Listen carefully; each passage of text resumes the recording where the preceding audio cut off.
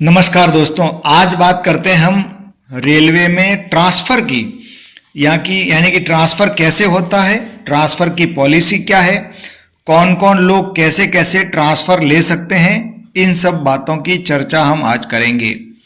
दोस्तों, मैंने और भी जो बहुत सारे वीडियो बनाए हैं, तो आप चैनल पर जाकर प्लेलिस्ट को देखकर जो भी वीडियो आपको देखना हो देख सकते हैं। और दोस्तों, एक खबरी ऐप भी ऑडियो का ऐप है, बहुत अच्छा ऐप आया है, उसको आप प्ले स्टोर में जाकर डाउनलोड कर लीजिए और मेरे चैनल को आप सब्सक्राइब कीजिए, फॉलो कीजिए।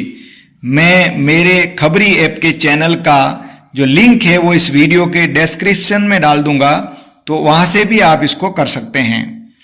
तो अब बात करते हैं ट्रांसफर की। देखो, रेलवे में जो भी भर्ती होता है, जिस डिवीजन में या जिस रेलवे में भर्ती होता है, तो वो उसका पेरेंट कैडर यानी कि पेरेंट स्थान कहलाता है। वो वहीं पे नौकरी करेगा और वहीं से रिटायर होगा, ऐसी सिस्टम है। लेकिन सभी लोग आप जानते हैं कि बहुत दूर दूर जाके नौकरी करते हैं और सबको ये रहता है कि हम अपने परिवार के पास चले जाएं, ताकि क्या है कि बार बार कोई भी प्रोग्राम होता है तो आने जाने का झंझट खत्म हो जाए। इसलिए सब लोग चाहते हैं कि हम अपने माता पिता के साथ या नेटिव प्लेस जाके नौकरी या नेटिव प्लेस के नजदीक जाके नौकरी करें। तो इसके लिए रेलवे में एक सुविधा है ट्रांसफर की। तो एक तो ट्रांसफर उसको बोलते हैं कि रेलवे प्रमोशन होता है या अपनी इच्छा से जब जरूरत होती है तो कहीं ट्रांसफर करती है, उसको ट्रांसफर बोलते हैं, वो एक अलग बात है। लेकिन हम जिसकी बात कर रहे हैं वो हमारी इच्छा से जो ट्रांसफर लेके जाते हैं, हम उसकी बात कर रहे हैं। तो जो इच्छा से हम ट्रांसफर लेके जाते हैं वो दो प्रकार के ट्रांसफर हो सकते हैं। एक होता है ऑन रिक्वेस्ट और एक होता है म्यूचुअल। तो जैसा कि नाम से स्पष्ट है, ऑन रिक्वेस्ट मतलब हमने रिक्वेस्ट किया, निवेदन किया रेलवे से कि हमको इस रेलवे से उस रेलवे में भेज दिया जाए या इस डिवीजन से उस डिवीजन में भेज दिया, ऐसा रिक्वेस्ट करते हैं। और म्यूचुअल का मतलब इसमें हमको एक पार्टनर चाहिए होता है जो हमारी जगह इधर आ जाए, हम उसकी जगह चले जाए, उसको म्यूचुअल बोलते हैं। तो पहले ऑन रिक्वेस्ट की बात करते हैं कि ऑन रिक्वेस्ट ट्रांसफर कैसे ले सकते हैं। देखो, जब भी आप रेलवे में भर्ती होते हैं, ऑन रिक्वेस्ट ट्रांसफर तभी ले सकते हैं जब मिनिमम आपकी सर्विस 5 साल या उससे अधिक हो गई हो। अगर 5 साल से कम सर्विस है तो ऑन रिक्वेस्ट ट्रांसफर नहीं ले सकते।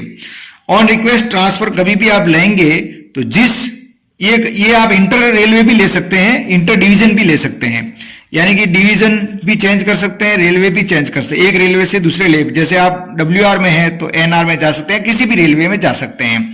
और किसी एक ही वेस्टर्न रेलवे में है और डिवीजन चेंज करना तो भी आप कर सकते हैं ऑन रिक्वेस्ट ट्रांसफर में। बस ऑन रिक्वेस्ट ट्रांसफर में सबसे बड़ा ड्रॉबैक क्या है कि आप उस समय जिस पोस्ट पे ऑन रिक्वेस्ट जा रहे हैं, एक तो वो जो डायरेक्ट कोटा वाली पोस्ट है वो होनी चाहिए, उसी पे ऑन रिक्वेस्ट ट्रांसफर होता है। जैसे असिस्टेंट लोको पायलट है या टेक्नीशियन है या जेई है, जो भी डायरेक्ट भर्ती होती है उसके हिसाब से ऑन रिक्वेस्ट ट्रांसफर होता है। अब आप जा रहे हैं ऑन रिक्वेस्ट कहीं पे, तो उस समय उस पोस्ट पर जो भी सबसे जूनियर व्यक्ति होगा उसके बाद में आपकी सीनियरिटी काउंट होगी। बॉटम सीनियरिटी कहने का मतलब ऑन रिक्वेस्ट पे हमेशा बॉटम सीनियरिटी होती है। तो आप ऑन रिक्वेस्ट ट्रांसफर लेवे कैसे, इसमें कुछ नहीं करना, एक सादी एप्लीकेशन तैयार करनी होती है और उस एप्लीकेशन को लिखकर आप अपने जो सुपरवाइजर, अपना ऑफिस होता है वहां देंगे। जैसे आप किसी कारखाने में जेई है तो आप किसको देंगे, आपके जो अधिकारी होंगे वहां AD होंगे या D होंगे, जो भी होंगे उनको देंगे। या ऐसा कोई है जैसे यार्ड में आपका ऑफिस है तो जेई के ऊपर SSC होता है तो SSC के कार्यालय में देंगे। तो इस प्रकार जो भी आपका ऑफिस है वहां दे देंगे। जैसे कोई गैंगमैन है तो SSC PV का जो ऑफिस होता है उसमें देगा। अब वहां से वो क्या करेंगे, ऑफिस वाले अपने डिवीजन में जो कार्मिक विभाग है, पर्सनल डिपार्टमेंट, वहां देंगे। तो उनको 10 दिन के अंदर अंदर वो कागज वहां भेज देना होता है और अगले 10-15 दिन में जो कार्मिक विभाग है वो भी जहां आपने रिक्वेस्ट मांगा है वहां पे आपके कागज को भेज देगा। फिर वहां से जो भी जवाब आता है या तो यस का आएगा या नो का आएगा, क्योंकि ये जो ऑन रिक्वेस्ट ट्रांसफर होता है वो इजीली नहीं होता है। क्यों नहीं इजीली होता है, इसका कारण ये है कि जैसे हमारे पास में वैकेंसी है 40 की किसी पोस्ट के लिए, जैसे जेई की पोस्ट 40, अब 40 वैकेंसी हमारे पास या तो खाली है ना, अब 38 ही है तो 2 वैकेंसी ऑलरेडी है और किसी ने ऑन रिक्वेस्ट ट्रांसफर मांगा तो उसको ऑन रिक्वेस्ट ट्रांसफर थोड़ी दिया जाएगा, तो ये कारण होता है। या फिर 40 पूरी भी है तो भी एक कम थोड़ी किया जाएगा इसमें से, तो बड़ा मुश्किल से होता है ये ऑन रिक्वेस्ट ट्रांसफर, लेकिन होता तो है फिर भी। तो इसके लिए थोड़ा भाग दौड़ भी करना पड़ता है और ये हो जाता है। तो आपने जहां के लिए मांगा वहां से जब आ जाएगा यस का जवाब, तो फिर कार्मिक विभाग वापस आपके ऑफिस में लेटर भेज देगा कि वहां से यस आ गया है और आपको रिलीव कर दिया जाएगा। उसके साथ में छुट्टी वगैरह जो भी है, रिकॉर्ड वगैरह सब भेजा जाएगा और इस प्रकार ऑन रिक्वेस्ट ट्रांसफर हो सकता है। अब बात करते हैं म्यूचुअल ट्रांसफर की।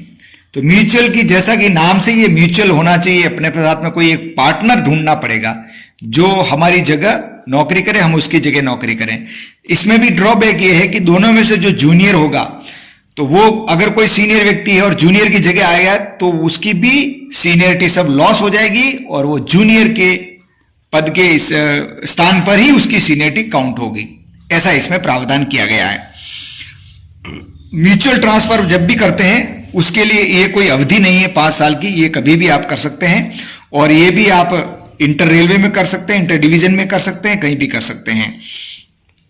इसमें फॉर्म जो भरा जाता है वो थोड़ा विशेष प्रकार का अलग टाइप का फॉर्म होता है। इसमें एक फॉर्म में 2 कॉलम रहते हैं इस प्रकार के, और यहाँ आपका एक व्यक्ति का नाम इधर रहता है, एक व्यक्ति का नाम इधर रहता है, दोनों के फोटो लगते हैं और सारा बायोडाटा इधर लिखा रहता है, उसमें पूरे कॉलम रहते हैं, वो भरना। ये 6 कॉपी में बनाया जाता है और इसके साथ 2-4 फोटो और भी देने होते हैं, क्योंकि इसमें वहां पे दूसरे डिवीजन में, दूसरी रेलवे में जब भेजा जाता है तो उसके साथ फोटो भेजे जाएंगे, वापस लेटर जवाब आएगा उसमें भी फोटो लगेगा, तो ये बड़ी कार्रवाई होती है।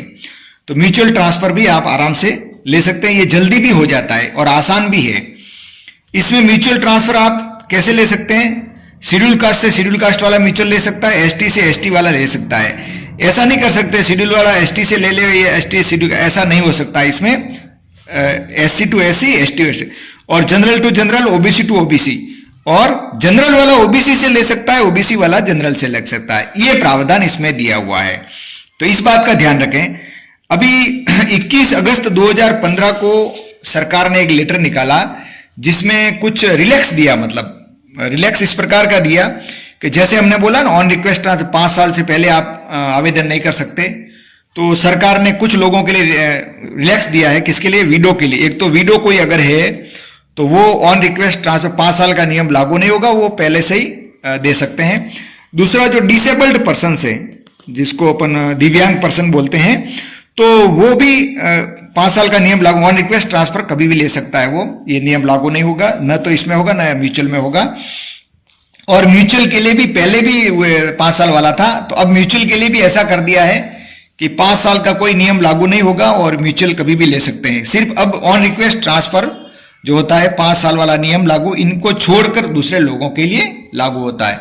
तो दोस्तों, आप भी अगर अपने नेटिव प्लेस के पास जाना चाहते हैं तो शीघ्रता से फॉर्म भरें और अपने अपने नेटिव प्लेस के नजदीक जाएं, ताकि कोई भी छोटे मोटे प्रोग्राम में आप अपने परिवार के साथ रह सकते हैं। दोस्तों, ये वीडियो आपको कैसा लगा कमेंट करके अवश्य बताएं। मैं सिर्फ प्रारंभिक जानकारी देता हूं लोगों को थोड़ा जगाने के लिए, बाकी थोड़ा डिटेल तो और भी होता है इसका।